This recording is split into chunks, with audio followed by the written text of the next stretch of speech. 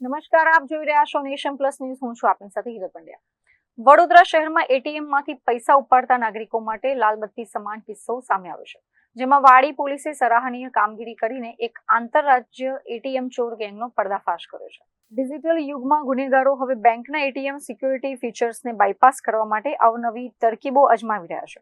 વડોદરાના વાડી વિસ્તારમાં એક ગ્રાહક એટીએમમાંથી પૈસા ઉપાડવા ગયા ત્યારે ટ્રાન્ઝેક્શન સક્સેસફુલ થવા છતાં કેશ બહાર ન આવી હતી.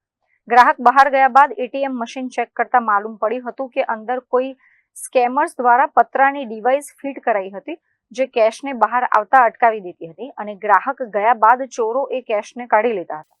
આવી રીતે ₹10,000ની ચોરીની ફરિયાદ મળતા જ વાડી પોલીસ એક્શન મોડમાં આવી હતી.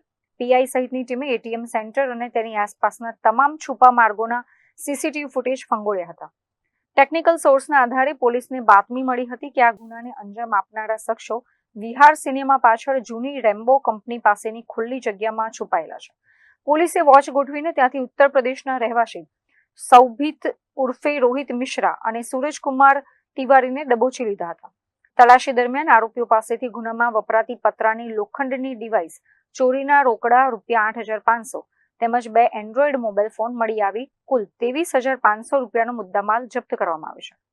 પ્રાથમિક પૂછપરછમાં આ ગેંગે અન્ય કેટલા એટીએમને નિશાન બનાવ્યા છે અને વડોદરા સહિત ગુજરાતના અન્ય કેટલા શહેરોમાં આવા ગુના આચર્યા છે તે દિશામાં પોલીસે રિમાન્ડ મેળવવાની તજવીજ હાથ ધરી છે. Bureau report, Nation Plus News, Vadodara. સમાચારોનો સતત અપડેટ મેળવવા માટે અમારી નેશન પ્લસ ન્યૂઝની યુટ્યુબ ચેનલને સબસ્ક્રાઇબ કરો, બેલ આઇકન દબાવો અને જોડાયેલા રહો ફેસબુક, ઇન્સ્ટાગ્રામ અને ટ્વિટર પર.